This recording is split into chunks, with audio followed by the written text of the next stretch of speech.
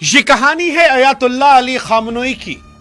ये कहानी है एक साधारण मौलवी के सुप्रीम लीडर बनने और फिर इजराइल अमेरिका के एक मिसाइल स्ट्राइक में शहीद होने की। 28 फरवरी 2026 की रात में जब ईरान की हवाओं में मिसाइल छोड़े जाते हैं और खामनोई की मौत की खबर आती है तो यह एक सल्तनत के शांत होने की आहट थी। वो सल्तनत जिसे अली खामनोई ने पिछले 4 दशकों से ईंट दर ईंट खड़ा किया था, जिन्हें ईरान में वली फकी यानी खुदा का जमीन पर नुमाइंदा माना जा रहा था, लेकिन अब इतिहास के पन्नों में वो दफन हो चुके हैं। अमेरिका और इजराइल बार बार कह रहे हैं कि ईरान संभल जाओ, वरना जैसे हमने तुम्हारे रहबर का खात्मा किया है हम तुम्हारे मुल्क का खात्मा कर देंगे। ईरान से लेकर हिंदुस्तान पाकिस्तान तक में उस रहबर के लिए खून बहाने की होड़ लगी है। लोग बदला लेने की बातें कर रहे हैं। अब सवाल उठता है कि खामनोई कौन थे?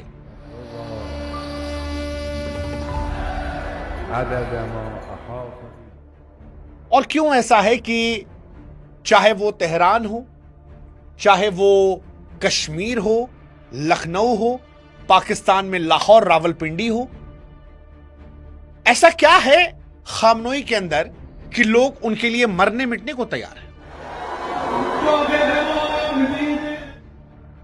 हालांकि खामनोई की जिंदगी का एक पहलू और भी है। दुनिया का एक हिस्सा ऐसा भी है जो उनकी मौत पर जश्न मना रहा है। ईरानी भी जश्न मना रहे हैं। 86 साल के बुजुर्ग मौलवी की मौत से वो खुश हैं और इसीलिए आज हमको लगा कि आज कहानी सुनाए खामनोई की कि कौन था वो लड़का जो मशहद की धूल भरी गलियों में एक साधारण मौलवी घर पैदा हुआ और फिर दुनिया के 5 सबसे शक्तिशाली इंसानों की फहरिस्त में शुमार हो गया। कैसे उस दौर के आजाद ख्याली मॉडलिंग वाले ईरान में पले बड़े खामनोई ने धर्म और राजनीति को आपस में जोड़कर एक ऐसा साम्राज्य खड़ा किया जिसने परमाणु बम की जिद में आज अपने देश को कंगाल किया, खुद को शहीद किया और अब उनके नाम पर विश्व युद्ध की आहट जो है वो नजर आ रही है। आज कहानी खामनोई की जिसने ईरान का भूगोल और इतिहास हमेशा के लिए बदल दिया।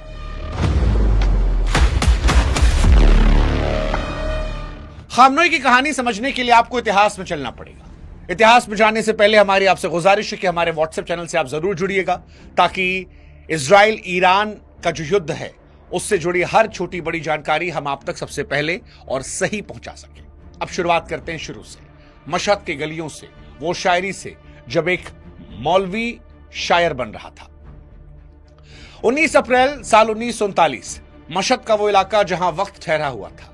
सैयद जावेद खामनोई के घर जब अली का जन्म हुआ तो घर में सिर्फ कुरान की आयतें और सादगी का साया था। जिस ईरान में खामनोई बड़े हो रहे थे वो आज के ईरान से बिल्कुल अलग था। पेरिस और लंदन जैसा चकाचौंध भरा था।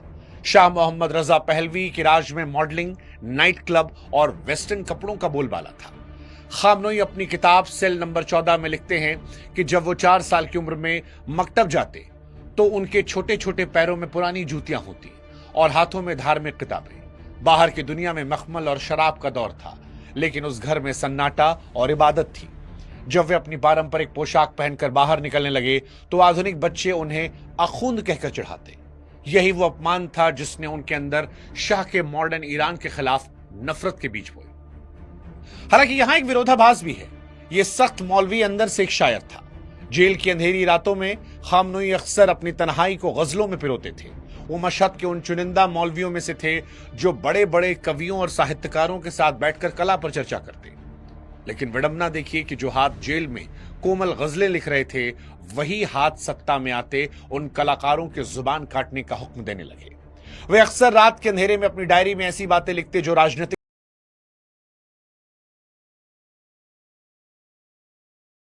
में तब्दील हुई और कला उनके लिए वही रह गई जो शायद उनकी राजनीतिक सोच में फिट हो रही थी। खामनोई की जिंदगी का सबसे महत्वपूर्ण दौर था साल 1989 की क्रांति की आग। 11 साल की उम्र में मौलवी बन चुके खामनोई जब कोम शहर पहुंचे जो शिया इस्लाम का सबसे बड़ा केंद्र था तो उनकी मुलाकात अयातुल्लाह रुहुल्लाह खोमैनी से हुई।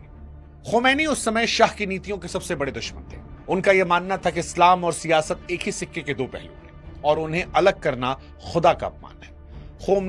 खोमैनी के ऐसे मुरीद बने कि उन्होंने अपनी पूरी जवानी जेलों और विद्रोह के नाम कर दी, कोड़े खाए, यातनाएं झेली, लेकिन कभी पीछे नहीं हटे। वे रात रात भर जागकर शाह के खिलाफ पर्चे लिखते, मस्जिदों के बाहर बांटते। फरवरी 1989 में जब शाह की हुकूमत ताश के पत्तों की तरह ढह गई और खोमैनी पेरिस से वापस लौटे तो खामनोई उनके राइट हैंड बन चुके थे।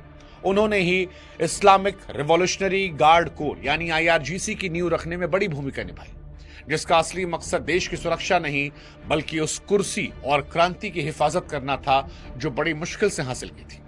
और यहीं से शुरू होता है वो सफर जिसने एक साधारण मौलवी को ईरान का सबसे बड़ा सुल्तान बनाया।